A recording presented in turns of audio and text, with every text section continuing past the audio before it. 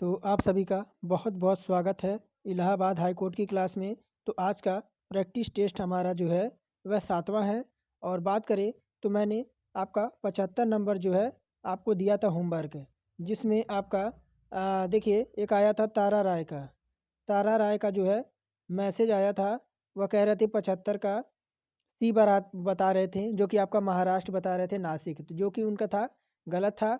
और जो आपका आया था न्यूज़ न्यूज़ एसएसके करके आया था, उनका जो आंसर था वह 75 का डी उन्होंने बताया था। मध्य प्रदेश होशंगाबाद उनका जो था यह सही था। तो ये हमारा जो है आज के कमेंट थे। तो चलिए जो है हम सामान्य हिंदी से आज की क्लास शुरू करते हैं और अंत तक बने रहिए। पूरे 100 नंबर की जो है क्लास होगी और समय जो आपका रहेगा वह 90 मिनट होने वाला है। तो चलिए, और पहला पूछ रहा है रस के कितने अंग होते हैं। तो रस के दो आपके दो अंग नहीं होते हैं, आपके रस के टोटल 4 अंग होते हैं। कितने? तो टोटल 4 अंग होते हैं। यह क्या होता है? तो पहला जो आपका होता है वह स्थायी भाव होता है। क्या होता है? पहला आपका स्थायी भाव होता है। पहला स्थायी भाव होता है। और दूसरा क्या होता है? तो दूसरा आपका विभाव होता है। विभाव होता है।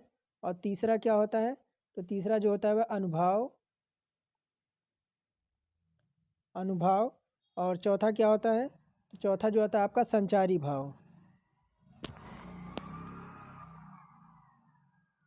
संचारी भाव। तो ये हमारे 4 तरह के आपके अंग होते हैं रस के। और अगर बात करें आगे, देखिए कह रहा कि काव्य के आस्वादन से जो आनंद प्राप्त होता है उसे क्या कहते हैं। ऑप्शन है अलंकार, छंद, उपसर्ग, रस। तो दूसरे का ऑप्शन डी हो जाएगा हमारा, रस हो जाएगा। मनुष्य को काव्य के आस्वादन से जो आनंद प्राप्त होता है उसे रस कहते हैं। और रसों की टोटल संख्या कितनी होती है? तो टाइप ऑफ जो आपके आपके टोटल 9 प्रकार के होते हैं। तीसरा नंबर कह रहा है निम्नलिखित में से कौन सा शब्द विदेशी नहीं है। तो कौन सा विदेशी नहीं है? तो देखिए कमर दे रखा है, कमरा है, कमेटी है और कान है। तो निम्नलिखित में से कौन सा विदेशी नहीं है? तो जो आपका कान दे रखा है, कान आपका जो है यह विदेशी नहीं है। ऑप्शन जो है हम डी करेक्ट कर देंगे तीसरे नंबर में। चौथा कह रहा है शुद्ध वर्तनी का चयन करना है। शुद्ध वर्तनी का चयन करना है तो ऋषि कैसा लिखा जाएगा? तो ऋषि के लिए देखिए ए है, बी है, सी है और डी है। तो ऋषि का जो शुद्ध शब्द हो जाएगा वह आपका जो हो जाएगा ऑप्शन नंबर ए, ऋषि आपका ऐसे लिखा जाएगा। अब पांचवा कह रहा है सामाजिक पदों पुनरुक्त युग्म शब्दों के मध्य प्रयोग किया जाता है। तो अल्प विराम, अर्ध विराम, योजक चिन्ह और कह रहा उद्धरण चिन्ह। तो पांचवे का ऑप्शन जो हो जाएगा वही आपका योजक चिन्ह जो है आपका यहाँ पर सही हो जाएगा। और कह रहा 6 नंबर में निम्नलिखित में से कौन सा शब्द पुल्लिंग है। तो अंधेरे, नकेल, मुंडेर, बटेर। तो 6 का जो आपका हो जाएगा पुल्लिंग, पुल्लिंग क्या हो जाएगा? अंधेर। अंधेर सब कैसे हो जाएंगे? तो आपका पुल्लिंग हो जाएगा। और 7वां नंबर कह रहा अर्थ के आधार पर वाक्यों का भेद बताना है। तो वाक्य जो है अर्थ के आधार पर कितने होते हैं? ऑप्शन में है 2, 4, 6, 8। तो अर्थ के आधार पर वाक्य का भेद बताना है। तो अर्थ के आधार पर जो वाक्य का भेद हो जाता है टोटल आपके 8 प्रकार के होते हैं। 8 प्रकार के होते हैं। कौन कौन से? तो पहला जो आपका होता है वह आपका विधिवाचक होता है। और दूसरा जो होता है वह आपका निषेधवाचक होता है। और तीसरा जो आपका होता है वह आज्ञावाचक होता है। और चौथा जो आपका होता है वह प्रश्नवाचक होता है।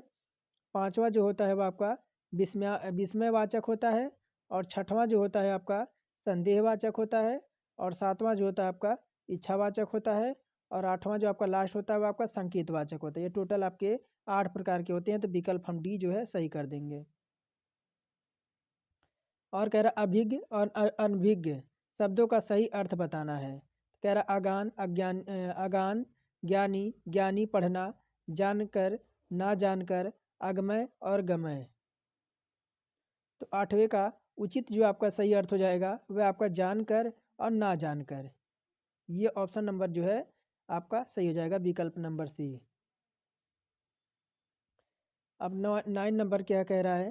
कह रहा स्वर संधि कितने प्रकार की होती है। ऑप्शन में है 2, 3, 4, 5। तो स्वर संधि के भेद बताना है तो ये टोटल आपके 5 प्रकार की होती है। कौन कौन सी? तो देखिए, पहले आपका जो होता है वह दीर्घ संधि होती है। कौन सी? पहले दीर्घ संधि होती है। और दूसरी कौन सी होती है? तो दूसरी आपकी गुण संधि होती है। गुण संधि होती है। और तीसरी कौन सी होती है? तो तीसरी आपकी वृद्धि संधि होती है। और चौथी कौन सी होती है? तो चौथी जो होती है आपकी यण संधि होती है। और पांचवा जो होता है आपका वह अयादी संधि होती है, अयादी। और छठवां जो आप, ये आपको कितना टोटल आपके 5 प्रकार के ना, हाँ, तो टोटल 5 प्रकार के हो जाएंगे। ऑप्शन हम डी करेक्ट कर देंगे। आगे कह रहा है 10 नंबर में कि पाप पाप का विलोम शब्द होगा। पाप का तो प्रायश्चित, अपाप, पुण्य और निरपराध है। तो देखिए, इसमें बहुत सारे लोग जो है गलत करने वाले हैं। तो देखिए, इसमें आपका पुण्य होगा। आपका अपाप मत कर दीजिएगा, आपका गलत हो जाएगा। क्या हो जाएगा? पूरा पूरा ही क्वेश्चन गलत हो जाएगा। और ना ही आपका प्रायश्चित होगा, ये भी आपका नहीं होगा। ना ही निरपराध होगा, ये आपका हो जाएगा पुण्य हो जाएगा। पाप का क्या हो जाएगा? तो पाप का पुण्य हो जाएगा। नौजवान शहीद ने अपनी सत्य रूपी शक्ति से पापियों को जो है, पापियों को मारा। और अहंकार का क्या हो जाएगा? तो अहंकार का आपका असत्य को नष्ट किया। आगे देखिए, 11 नंबर कह रहा कि रचना और रचना का कौन सा युग्म सही नहीं है। तो कौन सा सही नहीं है? तो नेगेटिव पे पहले ही हमें जो है मार्क कर लेना है। तुलसीदास का क्या है? तो तुलसीदास का आपका रामचरितमानस है, तो बिल्कुल सत्य है। और कुतुबन का मिर्गावत है, ये भी सही है। जायसी की पद्मावत है, ये भी सही है। और मंझन का चित्रावली दे रखा है, मंझन का चित्रावली, ये आपका गलत हो जाएगा। मंझन का चित्रावली सही युग्म नहीं है। चित्रावली की रचना किसने की थी? तो मंझन ने नहीं की थी, किसने की थी? उस्मान ने। किसने? उस्मान ने जो है इसकी रचना की थी, चित्रावली की। और सन कब? तो सन 1022 ईस्वी में जो है इन्होंने इसकी रचना की थी। कह रहा आँख का अंधा, देखिए, आँख का अंधा नाम नयन सुख, लोकोक्ति का सही अर्थ चुनना है। तो ऑप्शन कह रहा गुण के अनुरूप होना, ये तो हमारा नहीं होगा। चलिए बाकी ऑप्शन चेक करते हैं।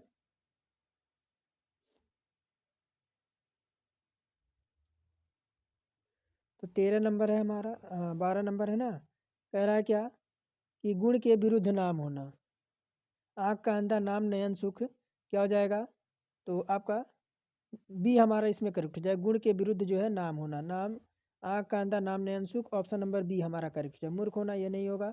मूर्खों में कुछ पढ़ा लिखा व्यक्ति, ये भी नहीं होगा। तो ऑप्शन जो है हमारा बी करेक्ट हो जाएगा।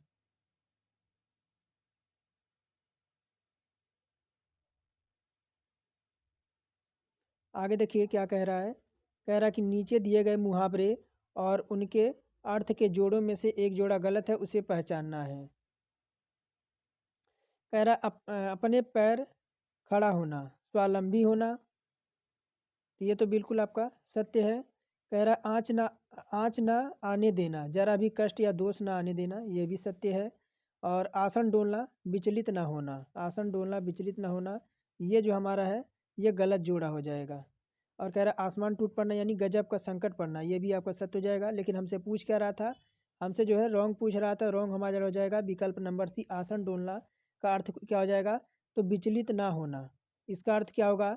यह दृष्टि से गलत है, क्योंकि आसन डोलना मुहावरे का अर्थ होगा किसी कारणवश मन का विचलित होना। ये हमारा जो है ऑप्शन सी हमारा जो है इस जोड़े को मैच नहीं करता। कह रहा लेन देन, विरह मेल, विरह मिलन, जड़ चेतन आदि शब्द युग्मों के बीच किस विराम चिन्ह का जो है प्रयोग किया जाएगा? तो यहाँ पर देखिए आप, कौन सा विराम चिन्ह ये लगा हुआ है।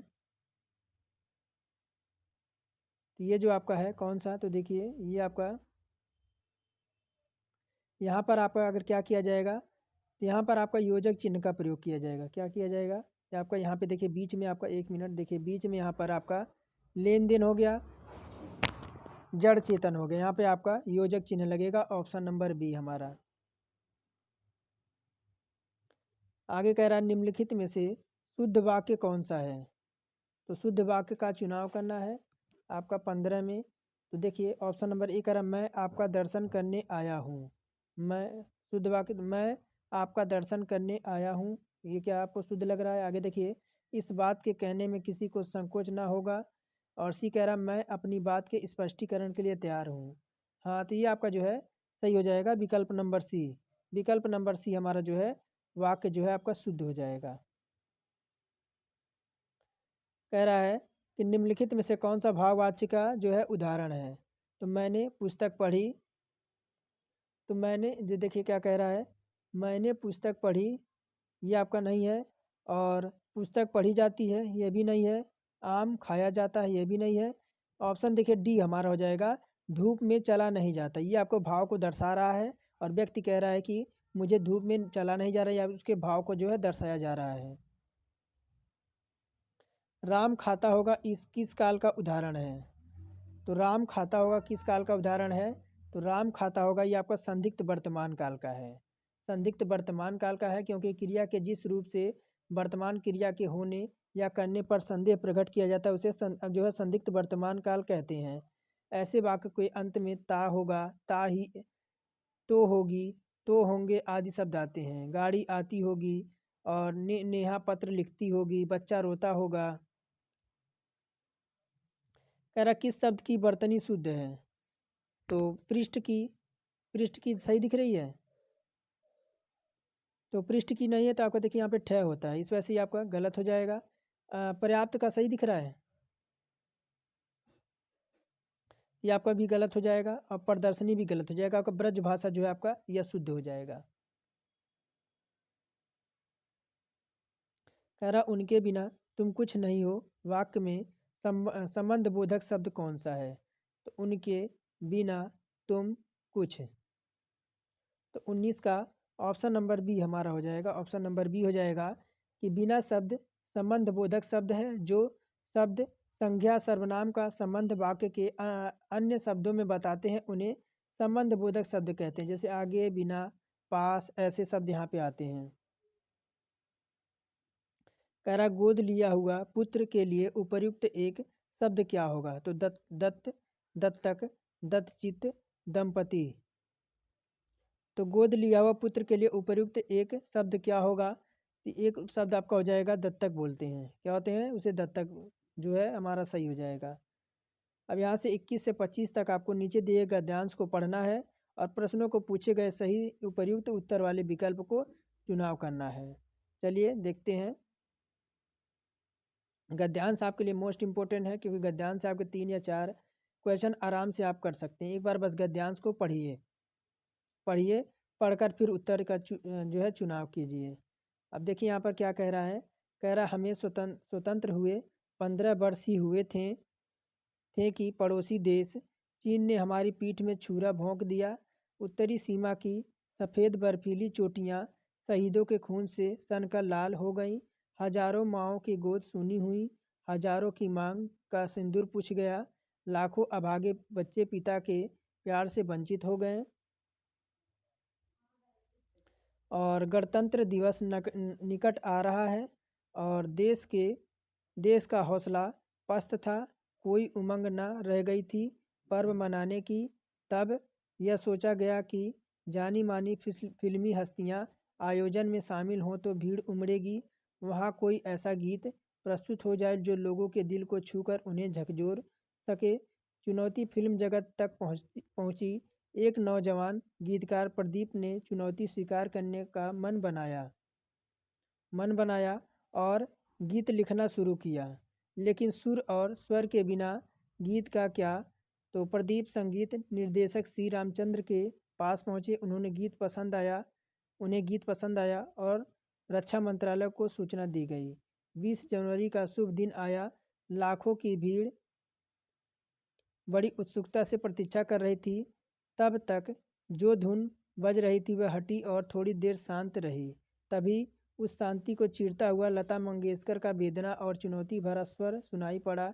ए मेरे वतन के लोगों, जरा आंख में भर लो पानी। समय जैसे थम सा गया। सभी के मन में एक ही भाव, एक ही रस में डूब गए। और गीत समाप्त हुआ तो लगभग 2 लाख लोग सिसक सिसक के रो रहे थे। आंसू थे कि थमते ही नहीं थे। तो ये तो हमारा गद्यांश था। अब चलिए उत्तर देखते हैं, इससे क्या उत्तर बनता है। कह रहा है कि ऐ मेरे वतन के लोगों डैश डैश गीत के बारे में क्या सच नहीं है। तो ऑप्शन है मन्ना डे ने सुर दिया था, गलत है। मन्ना डे ने इसे सुर नहीं दिया था। देखिए ऐ मेरे वतन के लोगों के गीत के प्रदीप कौन थे, तो आपने अभी गद्यांश में पढ़ा, तो प्रदीप थे। कौन थे? प्रदीप संगीतकार सी रामचंद्रन तथा गायिका लता मंगेशकर थी। कह रहा भारत में 26 जनवरी का पर्व मनाने की उमंग न रहने का कारण क्या था? तो सैनिकों के द्वारा मार्च पोस्टर से इनकार, और रक्षा मंत्रालय की अनिच्छा ये भी नहीं था, और चीन का दबाव ये भी नहीं था, कि हजारों युवकों का जो शहीद होना था यही इसका मुख्य कारण था, 26 जनवरी पर्व मनाने का उमंग। कह रहा रक्षा मंत्रालय को सूचना दी गई होगी, रक्षा मंत्रालय को सूचना दी गई होगी। तो 23 का कह रहा है कि फिल्म हस्तियां भाग लेंगी, नहीं। बी हो जाएगा गीत प्रस्तुत करने की चुनौती स्वीकार है। और कह रहा पीठ में छुरा भोंकने का अर्थ क्या होता है? तो 24 का बात करें तो आक्रमण नहीं होगा, विश्वासघात करना होगा। क्या हो जाएगा? विश्वासघात करना हो जाएगा। कह रहा कि जानी मानी फिल्मी हस्तियों को बुलाने का निर्णय क्यों लिया गया? जानी मानी हस्तियों जानी मानी फिल्म हस्तियों को बुलाने का निर्णय क्यों लिया गया? तो भीड़ जुटाने के लिए। ऑप्शन नंबर ए हो जाएगा आपका, भीड़ जुटाने के लिए। आगे देखिए, अब चलते हैं जो है हम जीके की तरफ।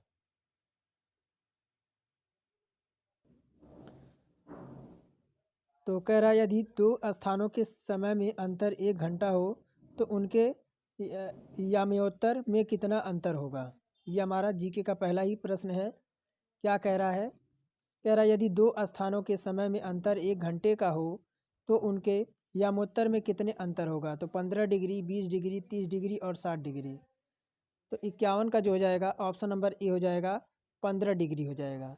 और औसत सूर्य 24 घंटे में 360 डिग्री 360 डिग्री चाँप का कवर करते हुए एक स्थिर दर पर परिक्रमा करता है।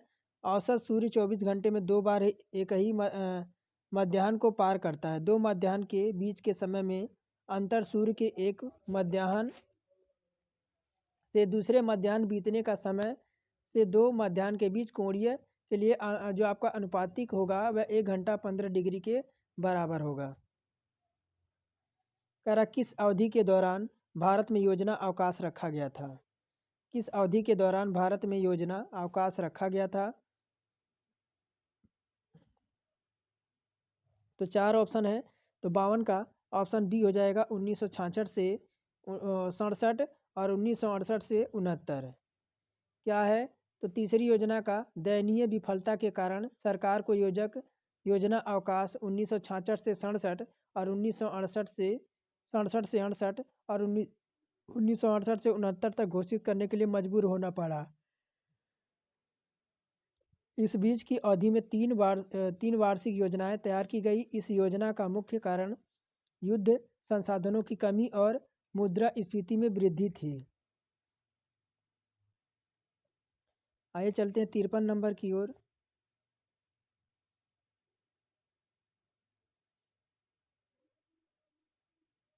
कह रहा भारत के प्रधानमंत्री द्वारा नियुक्त पहला लोकपाल कौन है? सुमित्रा महाजन, संतोष हेगड़े, पिनाको चंद्र घोष, रंजन गोगोई। तो भारत के प्रधानमंत्री द्वारा नियुक्त पहला लोकपाल कौन था, कौन है? तो ये जो हो जाएंगे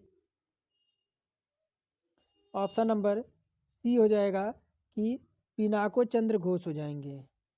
देखिए सुप्रीम कोर्ट के सेवानिवृत्त न्यायाधीश पिनाकी चंद्र घोष को प्रधानमंत्री मोदी की एक समिति ने भारत का पहला लोकपाल नियुक्त किया है। कह रहा कि श्वसन मार्ग के ऊपरी भाग में स्थित सूक्ष्म बालों जैसी संरचनाओं को क्या कहा जाता है? तो ब्रोंकी, सीलिया, बिली, एल्बियो एल्ब्यूयोली। तो 54 का ऑप्शन बी हो जाएगा हमारा सीलिया हो जाएगा। क्या हो जाएगा? सीलिया कहा जाता है इसे। तो देखिए ऊपरी श्वसन उपकला के अधिकांश भाग को पक्षभिका यानी सीला सूक्ष्मरोमी जैसी संरचनाओं के साथ पंक्तिबद्ध किया जाता है, जो बलगम और हल्के फंसे हुए पदार्थों को गले तक पहुंचने के लिए एक साथ चलते हैं, जहां इसे निगल लिया जाता है। प्रत्येक कोशिका में 3000 पक्षभिका सीलिया होती है। कह रहा निम्नलिखित में से कौन भारत के तोते के रूप में जाना जाता है? तो तानसेन, इन बतूता, अमीर खुसरो और जियाउद्दीन बर्नी। इन बतूता। तो 55 का ऑप्शन सी हो जाएगा अमीर खुसरो। सूफी संगीतकार, कवि और विद्वान अमीर खुसरो को तूतीय हिंद भारत का तोता के रूप में जाना जाता है। वह केवल एक उल्लेखनीय कवि थे, बल्कि एक प्रखर और मौलिक संगीतज्ञ भी थे। उन्होंने मुख्यतः फारसी में कविताएं लिखी, लेकिन हिंदी में भी उनकी रचनाएं हैं। उन्हें कव्वाली का जनक भी जाना जाता है। उन्हें कविता के क्षेत्र में विभिन्न प्रकार के तराना, शास्त्रीय ख्याल आदि आते थे। कह रहा कि आवर्धक कांच में डैश डैश लेंस का प्रयोग होता है। तो उत्तल का, अवतल का, समतल का और आपका समतल अवतल का या समतल उत्तल का। तो 56 का हो जाएगा उत्तल का। आवर्धक कांच यानी प्रयोगशाला के संदर्भ में इस हैंड लेंस कहते हैं, एक उत्तल लेंस के जिसका प्रयोग किसी वस्तु के आवर्धित चित्र का उत्पन्न करने के लिए किया जाता है। इन लेंसों का प्रयोग हैंडल की सहायता से फ्रेम में आरोपित किया जाता है।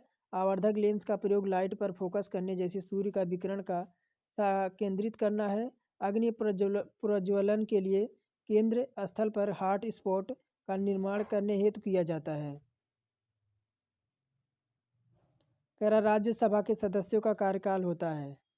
तो राज्यसभा के सदस्यों का कार्यकाल जो होता है आपका 6 वर्षों का होता है। 5 वर्ष गलत हो जाएगा, लोकसभा के समान भी नहीं होगा, 2 वर्ष भी नहीं होगा। तो ऑप्शन हमारा बी हो जाएगा कि जनप्रतिनिधि अधिनियम 1951।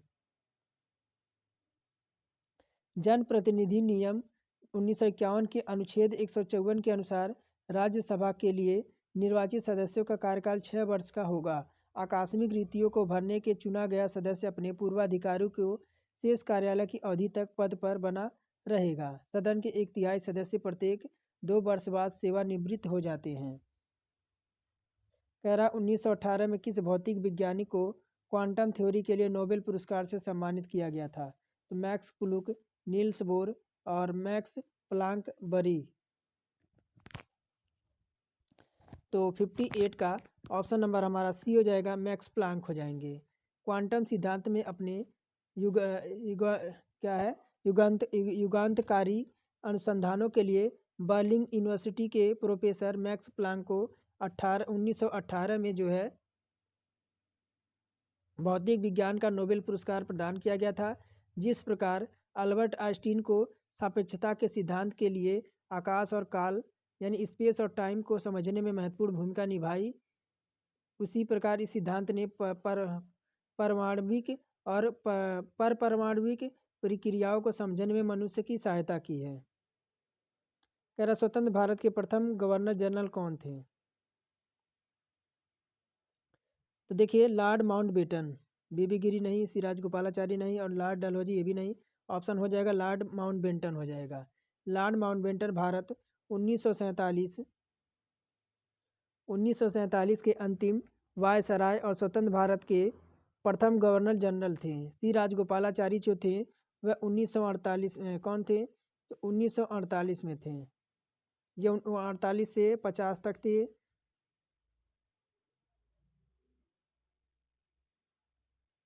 कह रहा कि निम्नलिखित में से कौन रेडियोधर्मिता प्रवृत्ति का है? तो हीलियम, सोडियम, थोरियम, प्लेटिनम। तो 60 का ऑप्शन नंबर सी हो जाएगा, थोरियम हो जाएगा।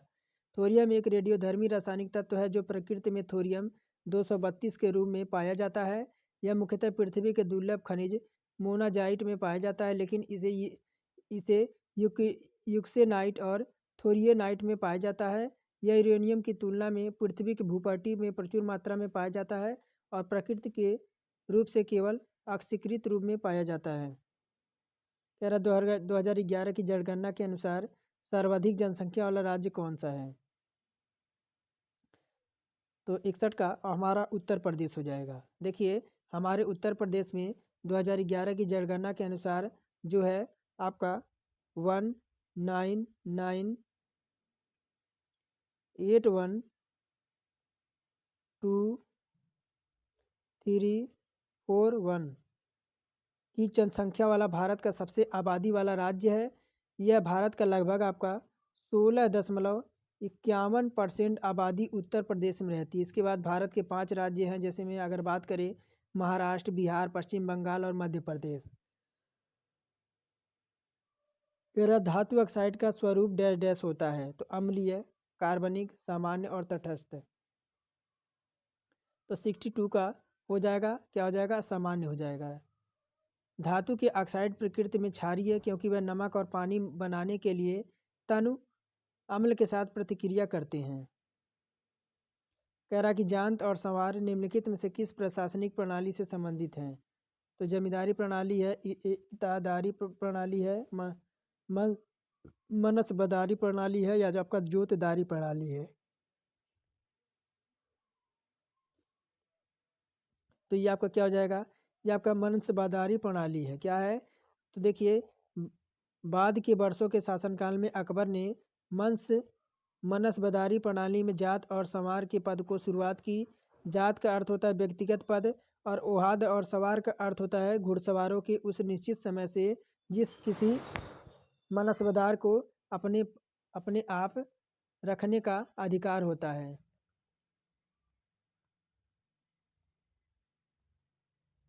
आगे बढ़ते हैं आपका 64 नंबर की ओर। कह रहा देखिए, कह रहा यदि भारत के राष्ट्रपति त्यागपत्र देना चाहते हैं तो अपना त्यागपत्र किसे दे सकते हैं? तो 64 का देखिए, भारत के मुख्य न्यायाधीश को नहीं देंगे, ये देंगे भारत के उपराष्ट्रपति को। किसे? तो भारत के उपराष्ट्रपति को। भारत के राष्ट्रपति अपना पद जो है अगर धारण करने से 5 वर्ष के कार्यकाल तक अपने पद पर बना रहता है, तो फिर वह किसी भी समय उपराष्ट्रपति को संबोधित करते हुए पत्र लिखकर अपना पद त्यागपत्र दे सकता है। इसके अलावा उन्हें महाभियोग की प्रक्रिया द्वारा अपना कार्यकाल पूरा करने से पहले पद से भी हटाया जा सकता है। कह रहा विवेकानंद रॉक मेमोरियल कहाँ पर स्थित है? तो देखिए आपका अंडमान में नहीं है, ना ही श्रीनगर में, ये आपका है कन्याकुमारी में। कहाँ पर है? विवेकानंद रॉक मेमोरियल तमिलनाडु के कन्याकुमारी में स्थित एक स्मारक है। इसका निर्माण 1970 में स्वामी विवेकानंद के सम्मान में किया गया था। कह रहा विश्व जल दिवस कब मनाया जाता है? ये देखिए पूछा हुआ क्वेश्चन है, 66 नंबर। ये जो आपका मनाया जाता है 22 मार्च को। विश्व जल दिवस एक वार्षिक कार्यक्रम है। यह दिवस प्रतिवर्ष 22 मार्च को मनाया जाता है। और 1952 में रियो डी जनेरिया में पर्यवेक्षण और विकास के मुद्दों पर आयोजित संयुक्त राष्ट्र सम्मेलन में एजेंडा 21 के अंतर्गत सर्वप्रथम औपचारिक रूप में इसे दिवस के रूप में मनाया जाता है। बादल फटने का अर्थ क्या होता है? बादल फटने का अर्थ क्या होता है? तो अगर बात करें 60, देखिए आपका मेघाच्छादित मौसम में फसल के बीजों का बोना, ये भी नहीं होगा। भारी तूफान के साथ असाधारण रूप से भारी बरसात, ये हमारा जो हो जाएगा बादल फटने का अर्थ हो जाएगा। कह रहा कि सबसे साफ भारतीय रेलवे स्टेशन कौन सा है? तो मुंबई नहीं है, ना ही चेन्नई है, ना ही बेंगलुरु है, हमारा हो जाएगा सूरत। सूरत जो कि आपका गुजरात में है। रेल मंत्री सुरेश सुरेश प्रभु द्वारा मार्च 2016 में जारी सर्वेक्षण रिपोर्ट के अनुसार सूरत यानी राजकोट, बड़ौदा तीनों गुजरात में है। भारत में 10 सबसे अच्छे रेलवे स्टेशनों की सूची में शामिल हैं। सूरत और राजकोटा 60 करोड़ प्रतिवर्ष अर्जन करने वाला रेलवे स्टेशन की सूची में क्रमशः प्रथम और द्वितीय स्थान पर ही था। कह रहा कि संविधान का कौन सा अनुच्छेद एक प्रशासन कर्मचारी के निष्कासन पदच्युति को संबोधित करता है? तो 69 का ऑप्शन नंबर जो हमारा हो जाएगा अनुच्छेद 311। भारतीय संविधान का अनुच्छेद 311 संघ या राज्य के अधीन नागरिकों हैसियत से नियोजित व्यक्तियों के पदच्युत किए जाने पर पद से हटाए जाने या रैंक में कमी किए जाने से संबंधित है। कारण निम्नलिखित में से किस क्षेत्र में सीढ़ीदार खेती की जाती है? तो शुष्क क्षेत्र, पहाड़ियाँ, पर्वत चोटियाँ और आपका रफ्तोपस। तो 70 का ऑप्शन नंबर हमारा बी हो जाएगा, पहाड़ियों पर। सीढ़ी नुमा जो खेती की जाती है वह आपकी पहाड़ियों पर की जाती है। और सीढ़ी देखिए, पहाड़ के समतल क्षेत्रों को काटकर सीढ़ी बनाकर की जाने वाली खेती से इसका अंतर्गत पर्वतों या पहाड़ों के एक तरफ ढालों को काटकर सीढ़ियाँ बनाकर खेती करने और पौधे लगाने की प्रक्रिया शामिल है। कह रहा कि मार्बल मार्बल कैंसर क्या है? तो मार्बल कैंसर क्या है? तो देखिए आपका मार्बल की खानों के कारण पशुओं में रोग, और मार्बल की खानों के कारण मृदा अपरदन, और खानों में काम करने के कारण मानवों को होने वाला कैंसर, ये भी नहीं है। ऑप्शन नंबर डी हो जाएगा, अम्लीय वर्षा के कारण मार्बल का क्षरण है। ऑप्शन नंबर हमारा डी हो जाएगा। कह रहा निम्नलिखित में से कौन सी गैस रक्त में ऑक्सीजन ले जाने की क्षमता को कम कर देती है? तो नाइट्रिक ऑक्साइड है, कार्बन डाइऑक्साइड है, कार्बन मोनोऑक्साइड है और नाइट्रस ऑक्साइड है। तो 72 का ऑप्शन नंबर सी हो जाएगा, कार्बन मोनोऑक्साइड। यानी आपका क्या हो जाएगा, CO हो जाएगा। यानी CO रक्त की ऑक्सीजन से जाने की क्षमता को कम करता है। ऐसा इसलिए है क्योंकि इसमें ऑक्सीजन की तुलना में हीमोग्लोबिन के प्रति अधिक घनिष्ठता होती है। हीमोग्लोबिन ऑक्सीजन के प्रसार के लिए जिम्मेदार है, इसलिए कार्बन मोनोऑक्साइड की उपस्थिति में हीमोग्लोबिन ऑक्सीजन के बजाय आपका बा बॉक्सो हीमोग्लोबिन के साथ बॉन्ड बनाता है। कह रहा कि जनगणना 2011 के अनुसार भारत का कौन सा सबसे कम आबादी वाला है? तो कपूरथला, दतिया, नगदा और बांसावाड़ा। ये आपका जो आपके लिए रहेगा होमवर्क। 73 नंबर आपके लिए होमवर्क रहेगा। आपको क्या करना है, अपना नाम लिख कर अपनो अपना डिस्ट्रिक्ट और उत्तर में आपको A, B, C और D कमेंट करना है। 73 में आपको ABCD ऐसे उत्तर लिखकर आपको कमेंट कर देना है। स्क्रीनशॉट फटाफट लीजिए। चलिए चलते हैं 74 नंबर की ओर। कह रहा कि पक्षियों द्वारा परागकण की प्रक्रिया को क्या कहा जाता है? ऑप्शन है एनिमोफिली, एंटोमोफिली, ऑटोगैमी, आर्थनोफिली। तो 74 का ऑप्शन नंबर डी हो जाएगा। क्या हो जाएगा? ऑप्शन नंबर डी हो जाएगा, एनिमोफिली हो जाएगा। और कह रहा राम डैश डैश राम पंथ के अग्रणी ज्योतिबा स्थंग संत कवि थे जिन्होंने रामचरित नामक पुस्तक लिखी थी। तो ये कौन थे? तो आपके निम्बार्क हो जाएंगे। Option number D. तो हमारा 26 नंबर से इंग्लिश स्टार्ट है और कह रहा है इन the following questions given the alternative select the one beach opposite in the meaning of given word. यानी आपका क्या दे रखा है, इंटर नेसाइन का आपको अपोजिट बताना है। 26 का आपको अपोजिट बताना है। तो इसका क्या होता है, तो इसका अर्थ क्या होता है, तो घातक होता है। क्या होता है? घातक होता है।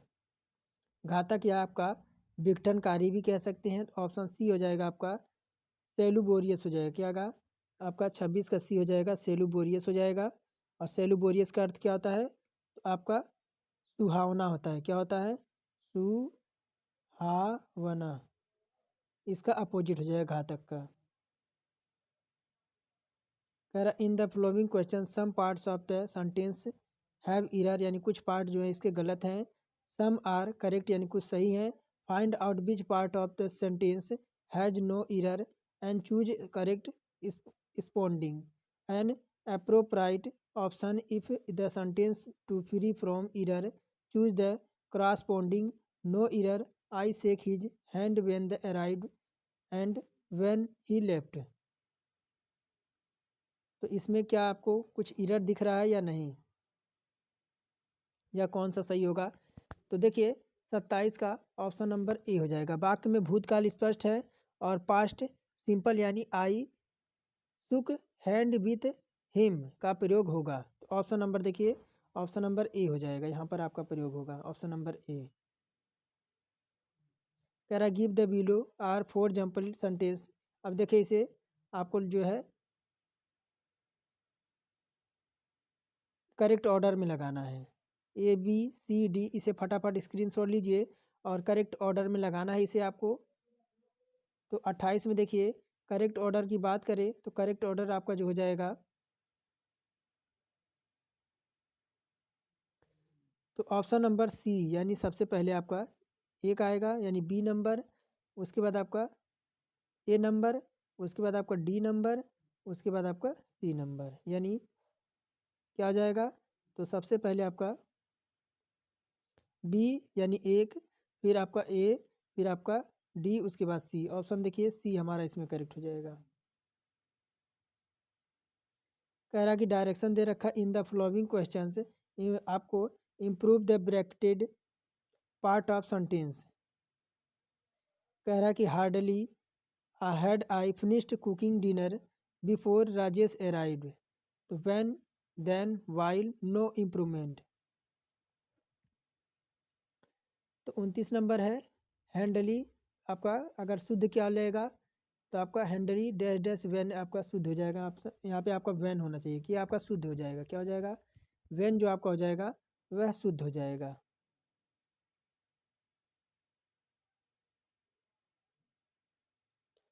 कह रहा in the following questions are four alternative types are given the item per S printed in bold, choose the alternative which the best express in the meaning of item per S. यानी जो bold में लिखा हुआ है क्या, dog eat dog, dog eat dog. अगर बात करें 30 नंबर में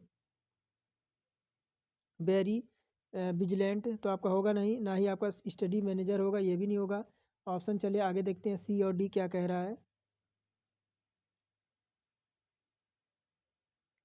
सी क्या कह रहा है, सी रूथलेस कम कम्पटेटिव, रूथलेस कम्पटेटिव।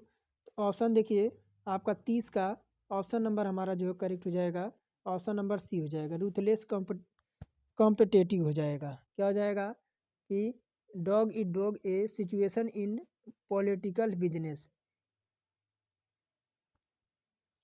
आगे देखिए कह रहा out of the four alternative choose the one which the sub situated for the given words of sentence, make something less saver.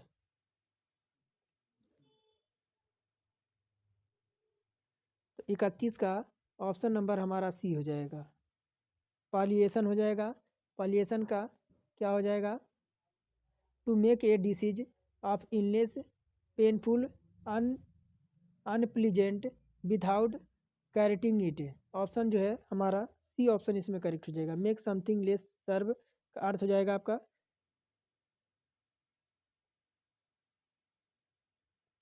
करा इन the following questions out of the four alternative select the alternative best express meaning in the item पर से। यानी आपका क्या दे रखा है, पैंडोरास box, Pandora box. 32 का जो हो जाएगा ऑप्शन नंबर डी आपका प्रोलिफिक सोर्स ऑफ ट्रबल। तो क्या हो जाएगा 32 का, 32 का ऑप्शन नंबर डी हो जाएगा, ए प्रोफाइल सोर्स ऑफ ट्रबल हो जाएगा। क्या हो जाएगा, ए प्रोफाइल सोर्स ऑफ ट्रबल हो जाएगा। आगे देखिए 33 नंबर कह रहा है कि select the correct active from the given sentence. कह रहा है कि one of the passengers was being thoroughly checked the custom officers.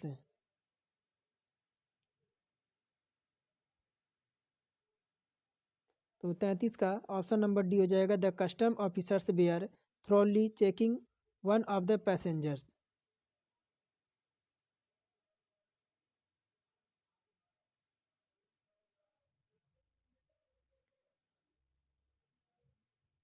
इसमें आपका क्या हुआ है, तो पास्ट पर प्रोग्रेसिव पॉसिव वॉइस इसमें लगा हुआ है। अब यहाँ पे देखिए क्या कह रहा है आपको, यहाँ पे आपको खाली जगह पे आपको इसे भरना है।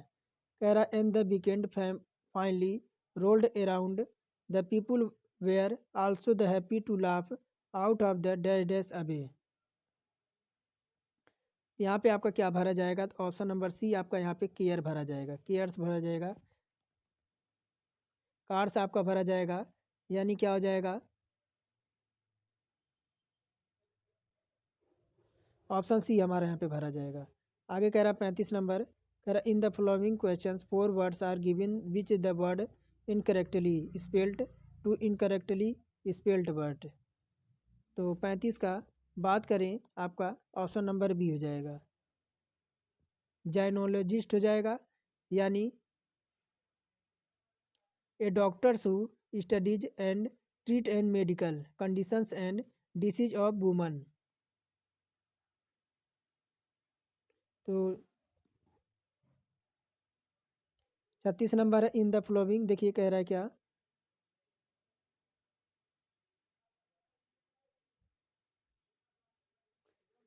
36 नंबर कह रहा है the railway minister says in the राजस्व सभा the union government has no plans to privatise railways at present in the future as the property of the people.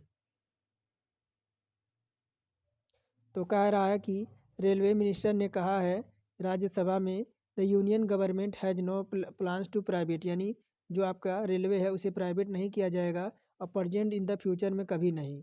तो देखिए अगर बात करें तो 36 नंबर में तो ऑप्शन नंबर देखिए ए क्या कह रहा है। बी, चलिए बी को दिखाता हूँ।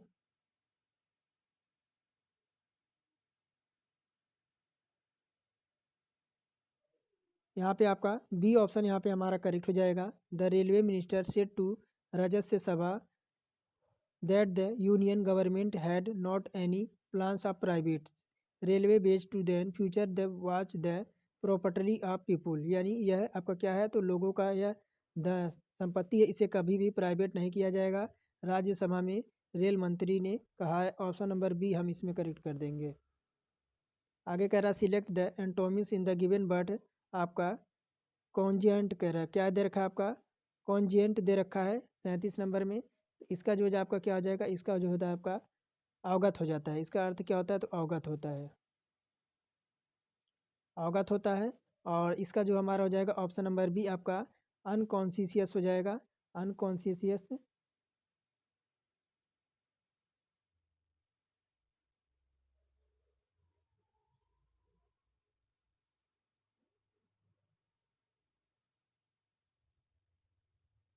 आगे देखिए 38 नंबर कह रहा है कि out of the four alternative choose the win one which can situated in of the given word sentence lovely are high spirited. तो 38 का ऑप्शन नंबर सी हमारा हो जाएगा, क्या हो जाएगा आपका विवासियस हो जाएगा। विवासियस का अर्थ क्या होता है जीवांत एवं आकर्षक व्यक्ति रखना। कह रहा select the synonyms of the given word severity, severity का जो आपको सिनोनिम्स पूछ रहा है। तो 39 का ऑप्शन नंबर बी हमारा देखिए हो जाएगा क्या सीरियसनेस हो जाएगा, क्या हो जाएगा सीरियस, यानी सेवर्टी का अर्थ होता है गंभीरता, और इसका आपका हो जाएगा ऑप्शन नंबर बी सीरियसनेस हो जाएगा, सीरियसनेस हो जाएगा। और यहाँ आपको क्या करना है तो आपको खाली जगह को आपको भरना है। तो कह रहा है कि Talgo a Spanish company in one is one of the major, यहाँ पे क्या भरा जाएगा 40 में तो ऑप्शन नंबर ए मैन्युफैक्चर्स भरा जाएगा, manufacturer of intercity standard and high speed passenger train, यानी इंटरसिटी जो है आपकी वह आपकी high level speed passenger train है। आगे कह रहा है कि in the sentence identify segment which the contains to grammatical error she forget look to door when she went out in the hurry. तो 41 का ऑप्शन नंबर बी हो जाएगा सी फॉरगेट लुक हो जाएगा।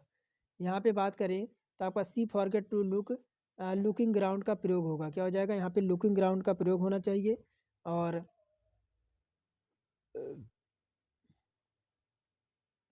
आगे कह रहा है given the following are jumbled sentence, इनको ऑर्डर में लगाना है। चलिए इसका भी स्क्रीनशॉट लीजिए और ऑर्डर में बता देता हूँ ऑर्डर आपका कौन सा लगेगा, एक मिनट इसका स्क्रीनशॉट एक बार ले लीजिएगा, फिर मैं आपको ऑप्शन बताता हूँ कौन सा आपका ऑर्डर में लगेगा। तो आपका देखिए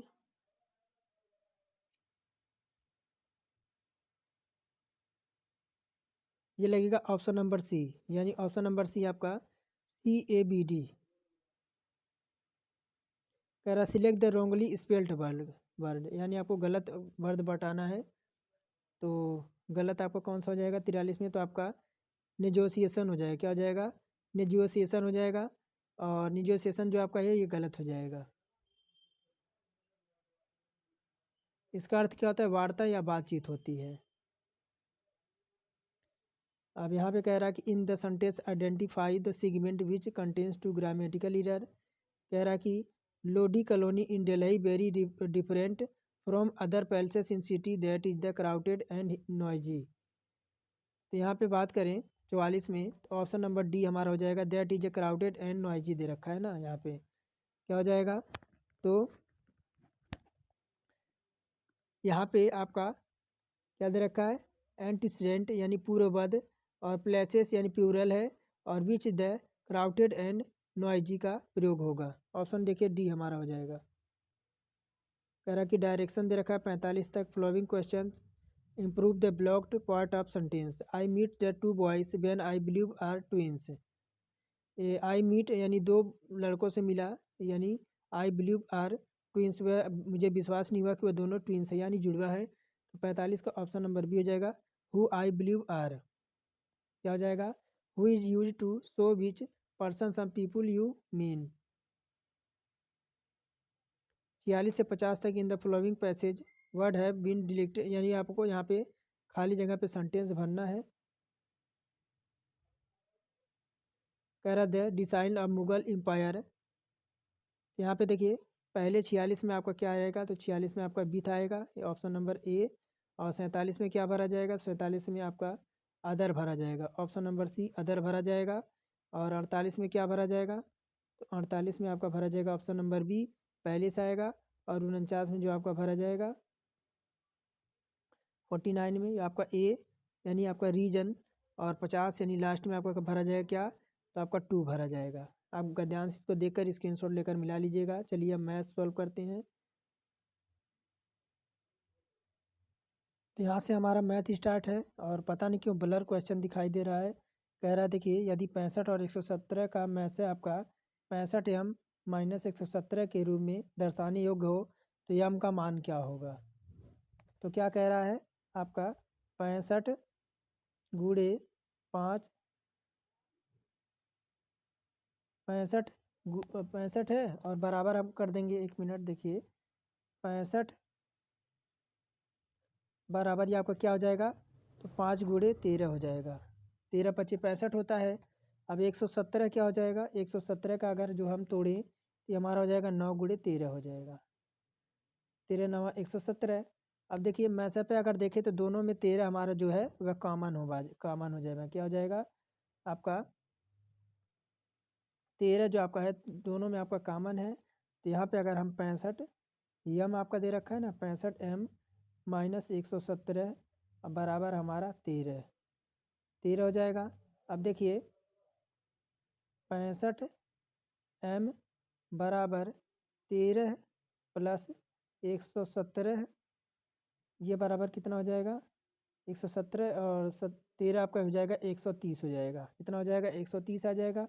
अब m बराबर 130 और बटे कितना कर देंगे, बटे कर देते हैं हम 65, 65 तो आपका कितने बार में कट जाएगा, आपका 2 बार में कट जाएगा। क्या जाएगा m की जगह, तो हमारा 2 आ जाएगा।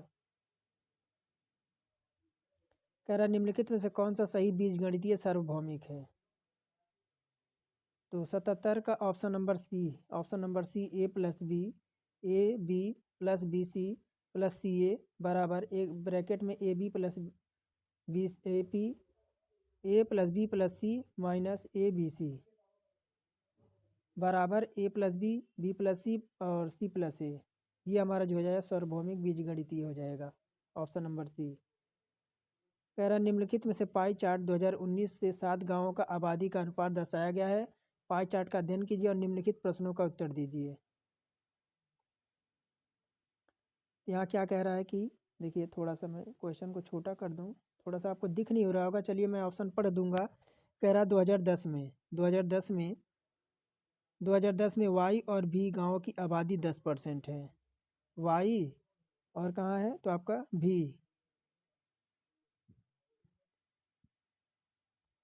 वाई और भी की आबादी 10% बढ़ जाती है, और इसी सभी गांवों की गरीबी रेखा से नीचे की आबादी प्रतिशत अपरिवर्तित रहती है। एक मिनट मैं थोड़ा सा बड़ा करके पढ़ूं फिर आपको मैं बताऊं। तो गांव की गरीबी रेखा से नीचे की आबादी का प्रतिशत अपरिवर्तित रहता है। यदि 2009 में गांव वाई की आबादी आपकी 30,000 थी, तो 2010 में गांव भी की गरीबी रेखा से नीचे की आबादी कितनी है। तो यहाँ देखिए आपका दे रखा है और ये आपका डायग्राम दे रखा है पाई चार्ट का। थोड़ा सा मैं छोटा कर दूँ।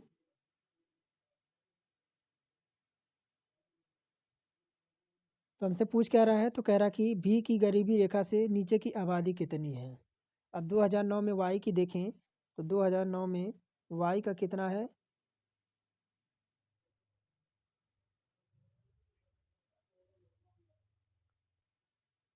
तो वाई का जो आपका है 2009 में ये आपका 15% का 15% बराबर कितना है, तो 15% बराबर है आपका 30,000 के। 30,000 के है।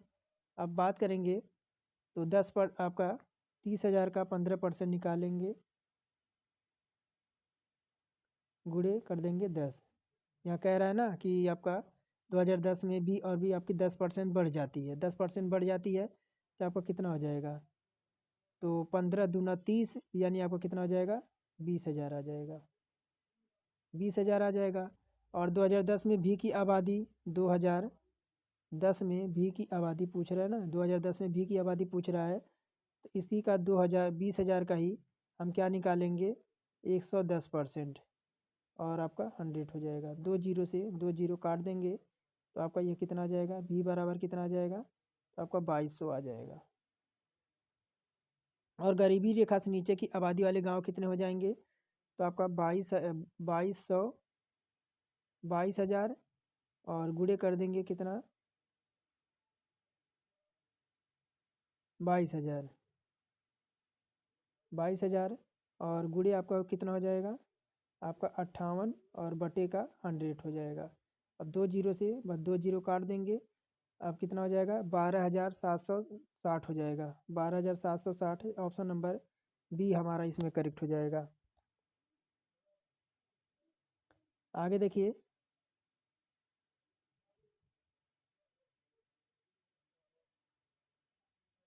पता नहीं क्यों आज क्वेश्चन ब्लर दिख रहे हैं।